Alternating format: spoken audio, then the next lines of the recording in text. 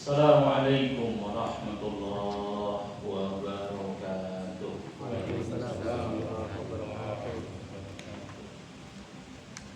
Innal hamdalillah nahmaduhu wa nasta'inuhu wa nastaghfiruh wa na'udzu billahi min shururi anfusina wa min sayyiati a'malina. May yahdihillahu fala mudilla lahu wa man yudlil fala hadiya lahu.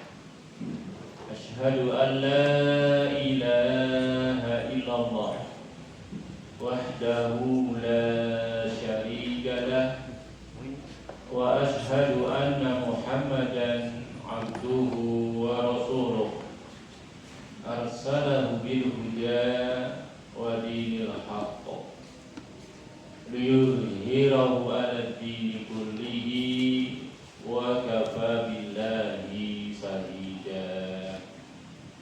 Faballagha risalah wa addal amanah wa nasahal ummah wa jahada billahi haqqa jihadi.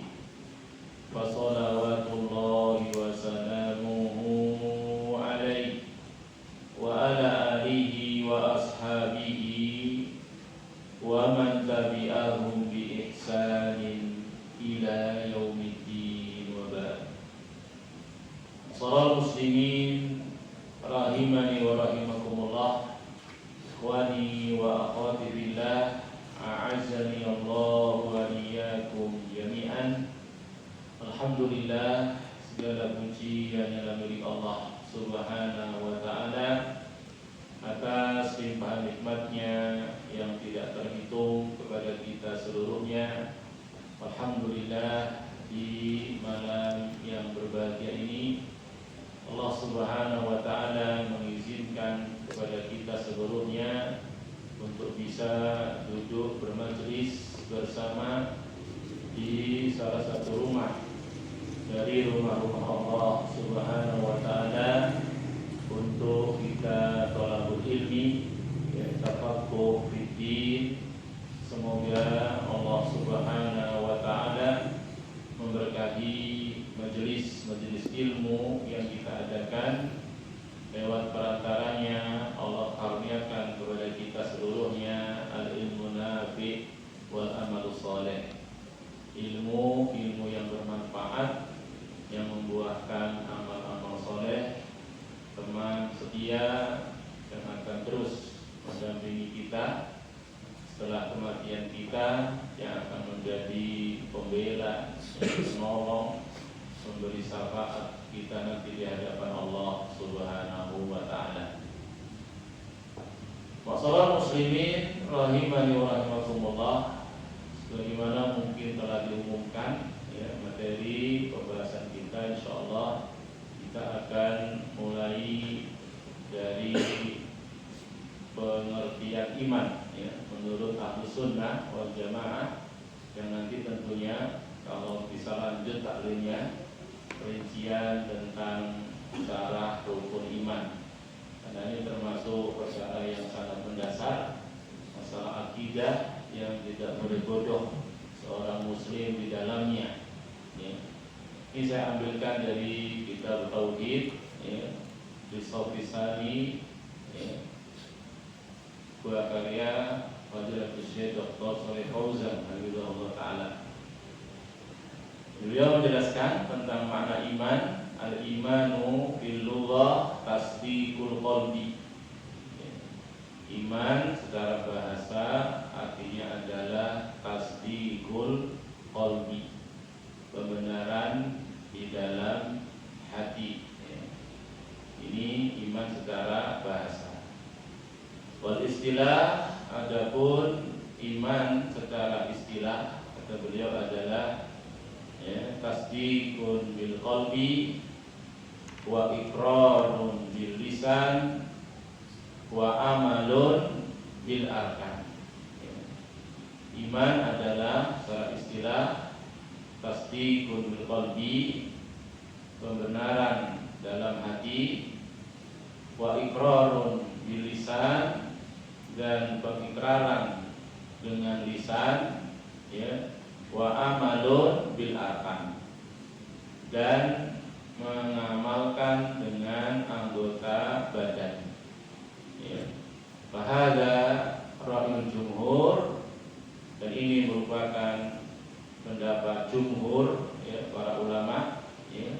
Wa hakal Imam Syafi'i rahimahullah ijma' as-sahabah wa tabi'in wa man ba'dahum mimman adrakahum ala dzalik. Dan al-Imam Syafi'i, ya, menghikayatkan, ya, menceritakan tentang ijma' para sahabat. Demikian pula para tabi'in dan yang setelahnya yang beliau jumpai dari para ulama Ahlus Sunnah, ya.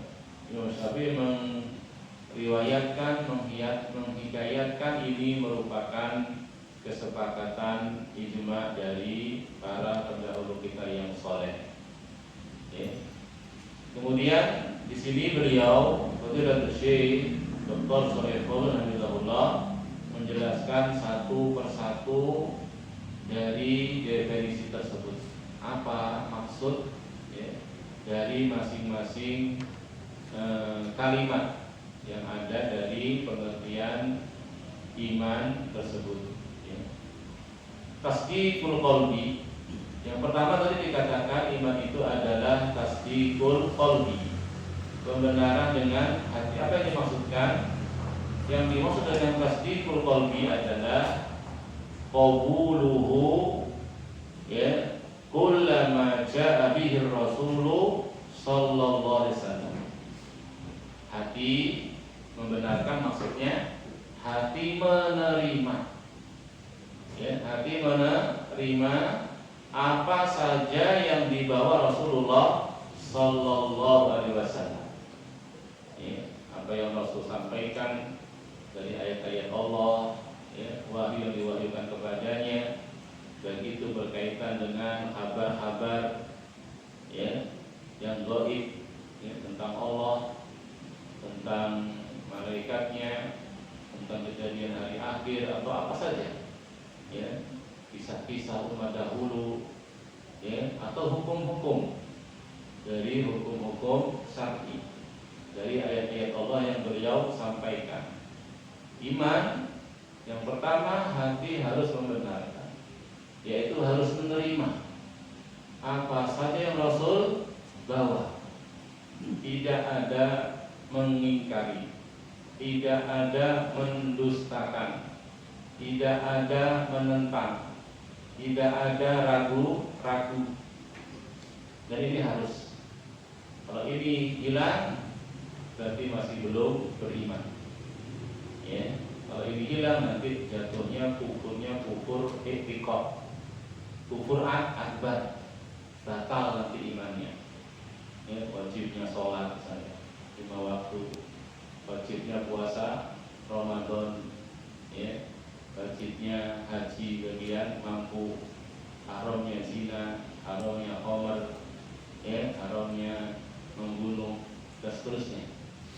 Sekian banyak hukum, sekian banyak syariat, sekian banyak ayat dikabarkan kepada kita, wahyu dari Allah Subhanahu wa taala. Iman yang pertama apa? Hati harus tasdik.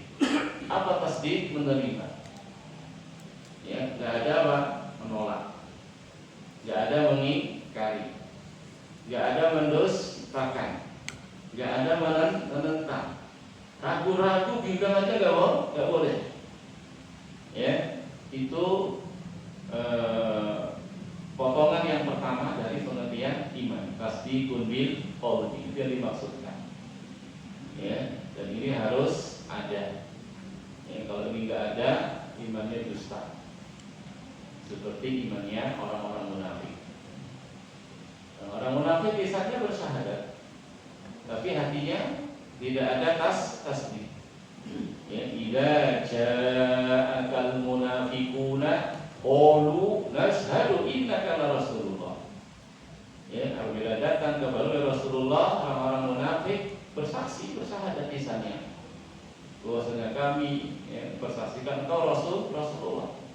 Bersyahadat asyhadu an la ilaha illallah, asyhadu anna Muhammadan Rasulullah. Apa kata Allah? Wallahu ya'lamu innaka la rasul. Allah ngerti, Allah mengetahui engkau adalah rasulnya. Wallahu yashhadu innal munafiqina lakadzibun. Allah bersaksi bahwasanya orang-orang munafik itu dusta dalam imannya tadi. Gak ada tasdiqun bil qaul, artinya penuh keraguan, bahkan pengingkaran, mendustakan. Ya, imannya itu kalau boleh dikatakan terpaksa. Karena dulu dalam kisahnya tokoh mereka Abdullah bin Ubay bin Salul ya, itu kan di kota Madinah sebelum datangnya Rasulullah SAW itu sudah mau diangkat jadi pemimpin. Sudah disiapkan taj mahkota mau disematkan di kepala jadi pemimpin. Orang-orang Ansor Pak kita dulu ya, nggak jadi. Gara-gara Rasul hijrah ke Madinah. Sakit hati dia. Cuma mau melawan dan punya kekuatan, melawan arus ini. Orang masih beriman semua. Jadi kalau mau kufur juga tidak bisa dia, terang-terangan kufur habis juga dia. Pura-pura, ini pura-pura bersyahadat tapi hatinya penuh pengingkaran. Tidak ada pembenaran, bahkan benci, ya, menentang. Lisannya kokoh. Makanya yang pertama iman harus tasdiqun bil qalbi. Banyak ungkapan para ulama tentang hal ini, tapi intinya seperti itu. Ada yang bilang tasdiqun bil qalbi, ada yang mengatakan i'tiqadun bil qalbi. Ya, ungkapan ulama itu tentang masalah ini. Tapi intinya tadi hati harus menerima, ya, membenarkan, meyakini semua apa saja di bawah Rasul. Gak boleh mengingkari, gak boleh mendustakan, gak boleh ragu-ragu, gak boleh bimbang. Ya, itu. Contohnya tadi ya, misalkan Allah yang menciptakan, Allah yang beri rezeki, Allah yang mengatur alam, ya, Allah memiliki sifat-sifat yang sempurna, namanya sempurna. Yang banyak pembahasan itu dari nama sifat-sifat Allah. Wajib ini semua yang tidak boleh diingkari satupun.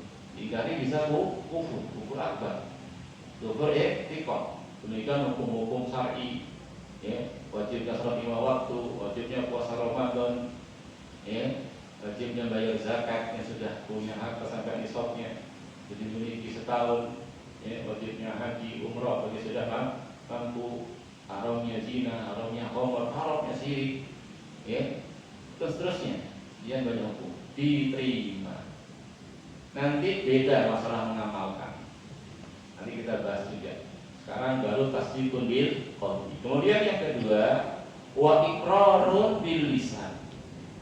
Wa iqrarun bil lisan. Apa kata beliau? Yang dimaksud dengan pengingkaran dengan lisan dalam pengertian iman adalah an-nutqu bi syahadataini. An-nutqu bi syahadataini.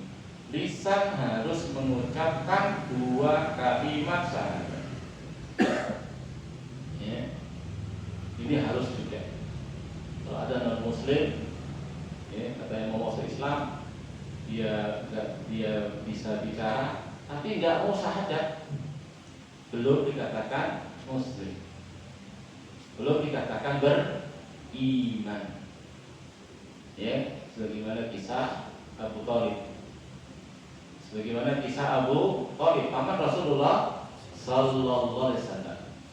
Masya Allah secara zahir, akhirnya dia sudah menerima, sudah membenarkan.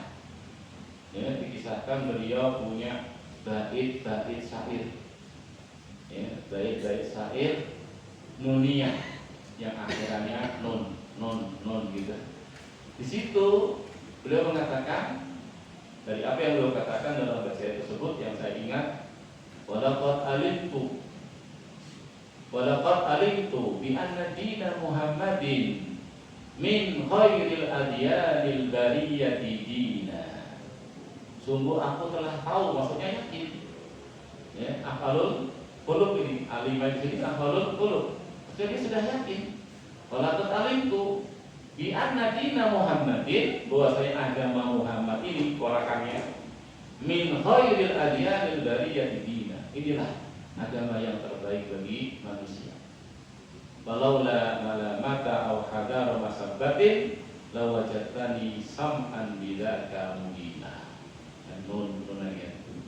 Kalaulah bukan karena celaan kaum, dia takut dicela, nggak jadi tokoh lagi nanti kalau masuk Islam. Kalaulah bukan karena celaan kaumku, ya, cemooh mereka, niscaya kamu dapati aku sam'an, mendengar, bidzaka mubina. Ya, dengan Islam itu tadi dengan gamblang jelas.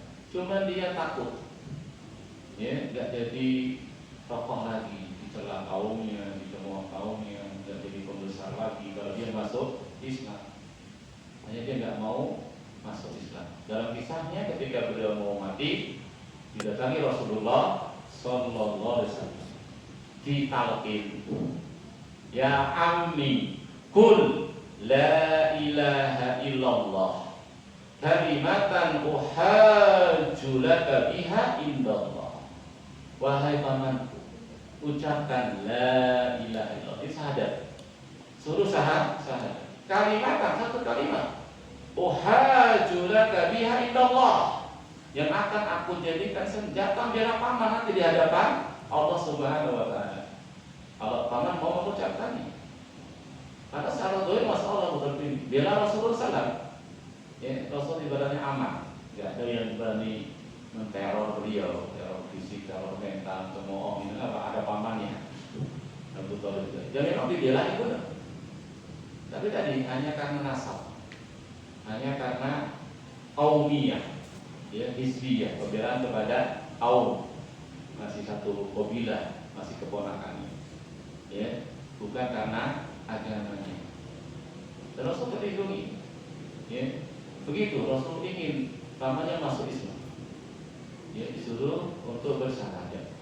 Dan ketika itu di sebelahnya ada dua tokoh kafir juga, temannya, nalkin juga. Lihat ditalkin Rasul ini nalkin juga. Apa talkinnya? Ya Abu Thalib, atarghabu an millati Abdul Muthalib. Wahai Abu Thalib, apa kamu benci dengan agama Abdul Muthalib, bapakmu sendiri? Karena Abu Jahal ini yang sebelahnya ngerti kalimat la ilaha illallah itu adalah apa? Persaksian hanya Allah satu-satunya yang berhak diibadahi.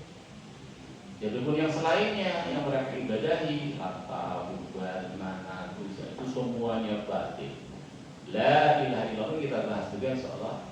Tidak ada yang berhak diibadahi kecuali hanya Allah saja. Itu mereka paham, nggak perlu dijelaskan kayak gini, karena itu bahasa mereka. Kalau kita harus belajar lana bil jinsi, ilaha itu isim nyala, khobarnya hakun, takdiruhu, khobarnya mahdhuf takdiruhu, hakun, la ilaha hakun, illallah, Allah jadi apa yang ibadah, jadi khobar yang mahdhuf. Kalau kita, kalau mereka pakar-pakarnya bahasa Arab belum ada nahwu, belum ada sorof, paham kalimat tersebut. Makanya kata Rasul mentalkinnya langsung dikantor sama Abu Jahal. Ya, dibangkitkan di semangat kaumiyahnya tadi. Pembelaan kepada kaum, ya Abu Thalib, atarghabu an millati Abdul Muthalib. Wahai Abu Thalib, apa kamu benci dengan agama bapakmu sendiri Abdul Muthalib? Itu kesyirikan. Rasul nalkin lagi, ya ammi, kul la ilaha illallah kalimatan uhajju laka biha indallah. Abu Jahal nalkin lagi, ya Abu Thalib, dalam dua seru. Sampai akhirnya ketika mati tidak bersyahadat. Walaupun hatinya sudah ada tadi, baik saya tadi membenarkan dia ini, tapi belum cukup. Pintu gerbangnya masuk Islam itu bersyahadat. Ya, bersyahadat. Nah, ini yang dimaksud dengan al-iqrar bil lisan.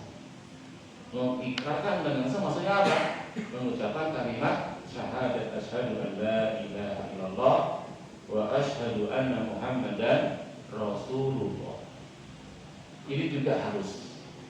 Kalau ini tidak ada, belum mukmin, belum beriman, walaupun hati sudah membenarkan, hati sudah meyakini.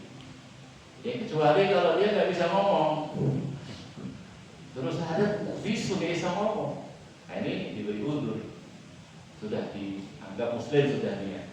Tapi kalau dia bisa ngomong, mampu nggak mau ngomong, belum cukup sekedar pembenaran dalam hati, harus dibuktikan dengan syahadat, iqrar bil lisan. Ya, ini kalau tasdiqun bil qalbi sudah, ya. Kemudian iqrarun bil lisan sudah. Kemudian yang ketiga, akidah Ahlussunnah wal Jamaah mengatakan bahwasanya iman amalun bil arkan.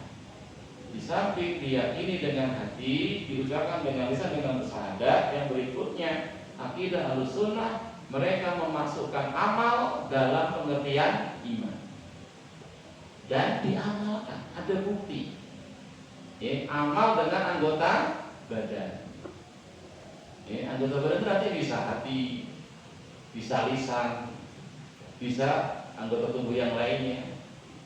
Ya, jadi ada amal hati, ada amal lisan, ada amal anggota badan selain hati dengan lisan. Apa contohnya amalan hati? Cinta karena Allah, benci karena Allah, itu iman. Iman juga, tapi maksudnya kemana? Ke amal. Ya, ke amal, bukan ke tadi tasdiqul qalbi, bukan itu maksudnya. Ke amal. Ya, mencintai karena Allah, benci karena Allah, ya, takut, berharap, tawakal, itu amal-amal hati. Begitu. Nanti ada amal lisan, tasbih, tahmid, takbir, tahlil, istighfar, Al-Quran, zikir, itu amal lisan, bukan iqrarul bil lisan. Paham? Maksudnya ke amal. Ya. Jadi masing-masing harus dipahami. Apa itu tasdiqul bil qalbi, tadi sudah dijelaskan. Apa itu al-iqrarul bil lisan, dijelaskan. Sekarang amal bil arkan. Amal masuk amalan hati, amalan anggota badan, rukuk, sujud, tawaf, sa'i, itu iman juga. Maksudnya kemana? Amal anggota badan, sholat, jihad, itu maksudnya ke amal anggota badan. Nah, kalau amal ini nanti ada perincian. Ya, orang nggak puasa, batal nggak Islamnya? Dia meyakini puasa itu wajib Ramadan, tapi dia nggak puasa. Kalau dia mengingkari kewajiban puasa, batal Islamnya. Kenapa? Nggak ada tasdiqun bil qalbi. Paham? Dia ada tasdik, cuma dia nggak ngamalkan, nggak puasa. Apa hukumnya ini? Nah, nanti ini kembali kepada penunjukan dalil-dalil syar'i. Apakah masuknya kufur akbar apa kufur asghar? Orang nggak sholat, dia ngerti sholat itu wajib kok, cuma saya malas begitu. Atau dia apa? Tidak sholat, tapi dia tidak ingkari kewajiban sholat 5 waktu. Gimana hukumnya? Itu kembali kepada dalil dan kembali nanti kepada penjelasan para ulama dan sahabat kita yang saleh. Masuknya kufur akbar atau kufur asghar. Kufur akbar saya bisa batal itu nanti imannya. Jadi amalan harus ada berarti. Nanti amalan ini bisa membatalkan iman, bisa cuma penyempurna iman. Ya. Bisa jadi pembatal iman, bisa jadi penyempurna iman saja. Kembali kepada dalil. Beda dengan tadi ya. Kalau tasdiqul harus ada ini. Tasdiqul harus ada. Ucapan dengan lisan syahadat harus ada, nggak bisa enggak. Tapi kalau amal nanti ada perincian. Ada perincian. Ya, amal-amal ketaatan itu masuk dalam iman. Semakin banyak amal ketaatan, semakin naik imannya. Konsekuensi dari amal masuk ke dalam iman berarti apa? Iman bertambah dan berkurang.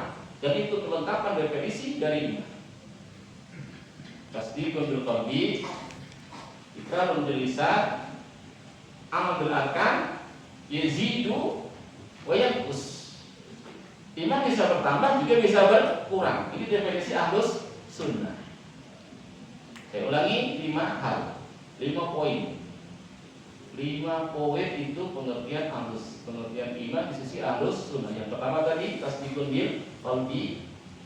Yang kedua iqrarun bil lisan. Yang ketiga amalun bil arkan. Yang keempat yazidu bi ta'atir rahman, bertambah dengan mentaati ar-Rahman, mentaati Allah dengan amal-amal soleh. Ya, orang sholat 5 waktu, sholat juga sunah-sunah rawatib.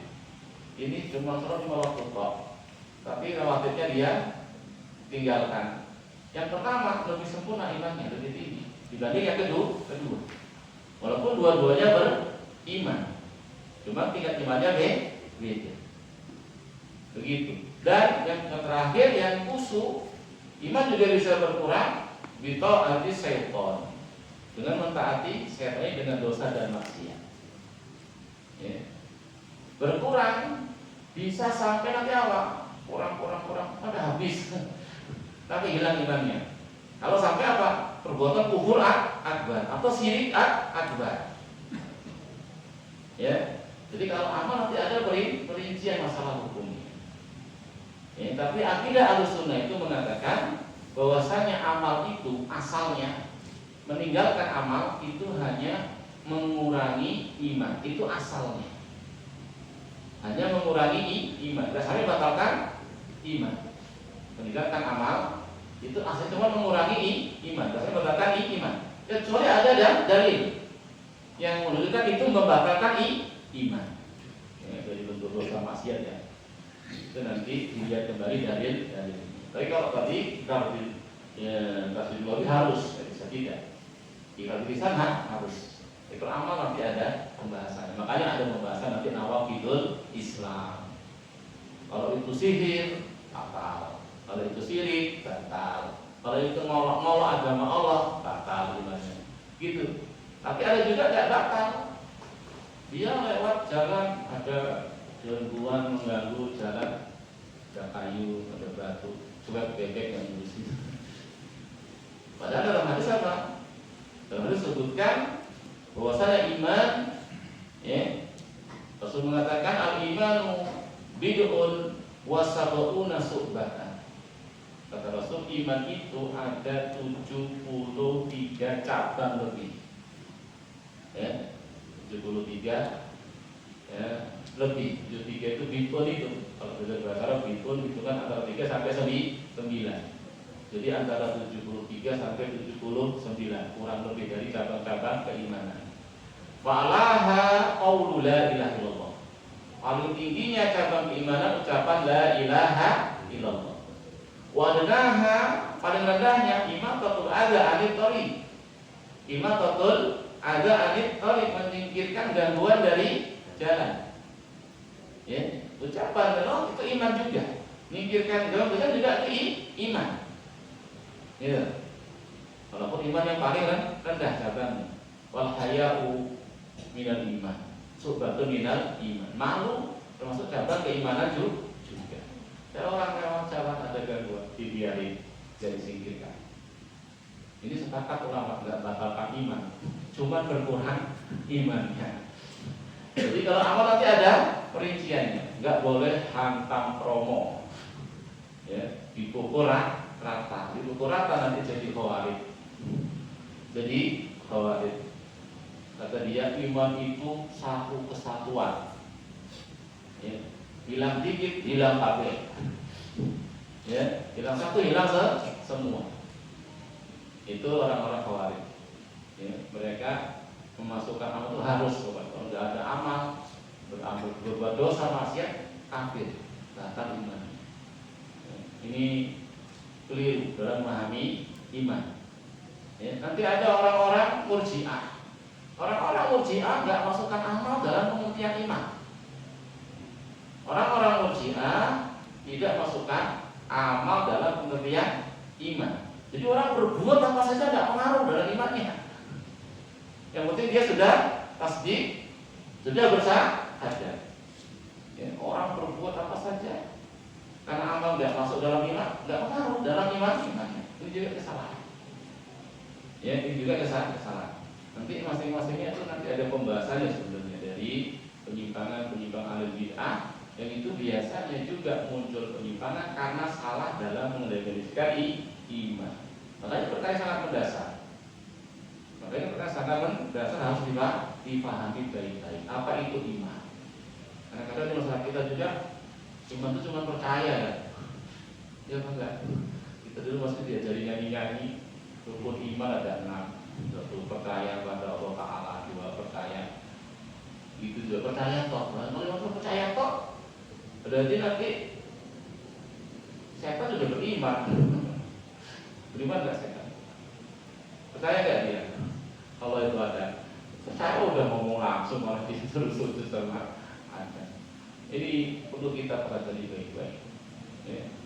Iman, ya, ada pembenaran dalam hati, ada ucapan dengan lisan, ada amal anggota badan bisa bertambah, ya, dengan mentaati Allah, dengan amal-amal soleh, bisa berkurang dengan mentaati syaitan, dengan dosa maksiat, bisa bertambah sampai tinggi itu imannya sempurna, bisa berkurang sampai habis, tinggal lihat tentu dosanya apa, maksiatnya. Ya, kalau itu masih kufur kecil, syirik kecil, cuma mengurangi imannya. Kalau sudah kufur akbar, syirik akbar, bisa habis iman. Cuma nanti Ahlussunnah itu, toh ada seorang itu melakukan kufur akbar, syirik akbar, dalam manhaj Ahlussunnah tidak langsung dihukumi kafir, tidak langsung dihukumi batal Islamnya, imannya. Ini juga penting untuk kita pahami.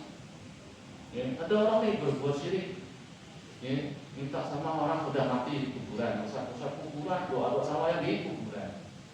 Karena Ahlussunnah ini sudah kufur akbar. Ya, amalan kufur akbar, syirik akbar. Tapi apakah orang yang langsung dihukumi kafir, murtad? Tidak. Perlu apa? Perlu dipenuhi lebih dahulu syarat-syarat pengkafiran. Kalau sudah terpenuhi, baru dihukumi kafir murtad. Jadi nggak gampang, nggak mudah mengeluarkan seorang dari wilayah iman. Diculik, kamu sudah nggak iman lagi, sudah kafir, nggak bisa. Maka kadang banyak orang itu nggak bisa bedakan mana kufur akbar, mana kufur kecil. Hantam rata, pokoknya maksiat batal Islamnya. Nanti ada pembahasan sendiri juga. Ya, tidak setiap orang Muslim yang sudah bersadar tadi ya. Orang Muslim sudah bersadar sudah Muslim ya. Dia sudah masuk Islam. Tidak boleh kita batalkan Islamnya. Sampai memang dia melakukan hal yang jelas kufur akbar, itu pun nggak langsung dihukumi. Ada syarat-syaratnya. Ya. Yang pertama, yang melakukan kufur akbar tadi sudah balik. Kalau anak-anak nggak dihukumi, ya, anak-anak ucapannya kufur, ucapan kufur. Ini misalkan ngolok-ngolok Rasulullah, ngolok-ngolok Allah, ngolok-ngolok agamanya. Anak-anak tadi ini nggak dihukum, nggak dikafirkan, orang kecil nggak dikafirkan, masih diangkat kayaknya, begitu. Yang kedua, perbuatan kufur, ucapan kufur tadi, kufur akbar tadi, itu dengan pilihan dia sendiri, dengan sadar. Kalau dia sedang tertutup pikirannya atau dipaksa, tidak dihukumi. Walaupun dia mengucapkan atau berbuat kufur akbar, dan dihukumi batal Islamnya, imannya. Kalau dia terpaksa, seperti kisah Ammar bin Yasir, sahabat Ammar bin Yasir, dia terpaksa disiksa sekeluarga, diteror, diintimidasi sampai bapaknya mati di hadapan dia sendiri, ibunya mati di hadapan dia sendiri. Tentu bisa bayangkan bagaimana mentalnya ini ya. Kemudian kata orang-orang kafir musyrik, sekarang giliran mubayalah. Kalau kamu masih kekeh nggak nurut yang kita perintahkan, kamu akan ayat bapakmu sama ibumu mati juga. Jadi diperintahkan mengucapkan ucapan kufur. Mungkin muji-muji Tuhan mereka, mungkin mencela agama Muhammad. Akhirnya karena kondisi begitu sangat terpaksa dan ini, ya, dia ucapan kufur. Langsung dilepas. Dari sisa lagi, tidak pergi. Langsung dia lari menemui Rasulullah SAW. Berenang ya Rasulullah. Saya sudah mengucapkan kufur. Ditanya oleh Rasul, bagaimana hatimu? Apakah itu muncul dari hati atau cuma sekedar di lisan? Adapun nanti saya tetap tentram dalam keimanan. Terpaksa saja. Kemudian turun ayat. Illa man ukriha wa qalbuhu mutmainnun bil iman. Kecuali orang yang dipaksa mengucapkan kufur, perbuatan kufur dengan hatinya dalam keimanan, maka diberi uzur. Rasul bilang kepada amal ini, kalau mereka datang lagi bisa kamu memerintah kali ngomong aja nggak apa-apa. Karena kondisinya memang lemah kaum muslimin, ya. Terpaksa. Atau tertutup pikirannya, ngomong nggak sadar. Seperti kisah dalam hadis tentang sifat Allah punya sifat farah, punya sifat gembira, punya sifat senang. Lillahi asyaddu farahan. Sungguh Allah itu lebih senang, lebih gembira bi taubati abdihi, dengan taubatnya seorang hamba, daripada salah seorang kalian sedang safar di tengah gurun pasir, pakai kendaraannya, ontanya, di situ makanannya, perbekalannya, gitu, minumannya, kemudian dia ditinggal pergi sama ontanya di tengah gurun pasir. Gimana tuh? Pas istirahat ontanya kabur. Di situ makanannya, makanan antum, bekalnya antum, minuman antum. Terus ngapain mau antum sendiri jalan kaki? Nggak mungkin. Wah, terik. Nggak mungkin. Akhirnya putus asa, cari tempat yang agak dingin, berbaring di situ, nunggu mati. Mulai haus, mulai lapar. Aduh, gimana ini? Ya, mulai kakinya mungkin lemes, belum mati saya ini dah. Begitu dia sedang putus asa, ontanya datang lagi. Untuk datang ontanya, itu rasa saya. Wah, senang banget kan dia. Ini gambaran orang paling bahagia saat dunia. Bayangin loh, sudah bakal mati dia tuh pegang gunung pasir. Tahu-tahu ontanya datang lagi. Saking senangnya dia bangun, dia ambil kali tekan onta tadi, dia ngomong, ya Allahumma anta abdi wa ana rabbuk. Salah ngomong gara-gara saking senangnya. Pengennya sih ngomong ya Allah saya ini hambaku, ya Allah engkau Rabbku, gitu loh, saking senangnya. Keliru. Allahumma anta abdi wa ana rabbuka. Coba kalau ada orang ngomong ya Allah engkau hambaku, aku Tuhan, kafir dia orang itu ucapan ini. Lebih kufur dari Fir'aun. Lebih kufur dari Fir'aun. Fir'aun cuma ngomong apa? Ana rabbukumul a'la. Enggak bilang Allah itu hambanya. Nah ini cuma bukan hanya saya Rabbku, tapi engkau hambaku. Tapi itu dihukumi kafir dia? Tidak. Kenapa? Sedang tertutup pikirannya, bukan kehendak dia, bukan pilihan dia, begitu. Atau saking takutnya, ada bisa dalam seorang saking takutnya, dia pesan sama keluarganya, kalau saya nanti mati, dan saya itu jadi dibakar sampai jadi abu, kemudian diterbakar. Kata dia, kalau Allah mampu mengembalikan saya tadi, satukan bagi janji saya, pasti saya jadi diadab dengan adab yang belum pernah ada orang diadab dengan adab tersebut. Saking takutnya, wasiat seperti itu. Ini Pak dilihat apa dia? Ragu dengan kudrahnya Allah. Dikira Allah nggak mampu lagi menjadikan dia lagi tuh. Udah jadi abu kok, udah kemana-mana juga itu abunya. Ya, itu dia disatukan lagi. Ditanya oleh Allah dalam hadisnya, mengapa kau melakukan seperti itu? Gimana kalau Allah kata dia khosyatuka ya Rabbi. Saking takutnya kepada Allah, karena dia sudah berbuat dosa yang dianggap paling besar. Kenapa dalam hadisnya? Kalau lampu itu, kalau hukumi kan? Ya. Jadi iman tadi ya, tasdiqun lil qalbi, iqrarun bil lisan, amal bil arkan, yazid bi ta'atir rahman, yanqus bi ta'atir syaitan. Artinya masalah amal tadi ada perincian. Kalau tasdik harus, ikrar misalnya harus, tidak bisa tidak. Kalau ini ditinggalkan belum mukmin. Orang-orang munafik tadi ya bisa Abu Thalib. Tapi kalau amal nanti ada perincian. Ada yang itu bisa membatalkan iman, ada yang cuma menghilangkan kesempurnaan iman. Toh yang melakukan pembatal iman pun tidak langsung dihukumi kafir. Ada syarat-syarat pengkafiran. Tentu kita sebutkan cuma sebagian. Masih ada syarat-syarat yang lainnya. Di antaranya iqamatul hujjah. Kalau dia bodoh, belum tahu kalau itu si belum tahu itu kufur akbar. Ini diberitahu dulu, disampaikan dulu ilmunya, dihilangkan subhatnya. Itu termasuk syarat pengkafiran. Jadi sudah isya, kita sholat isya dulu. Nanti kita lanjutkan pada sholat isya insya Allah.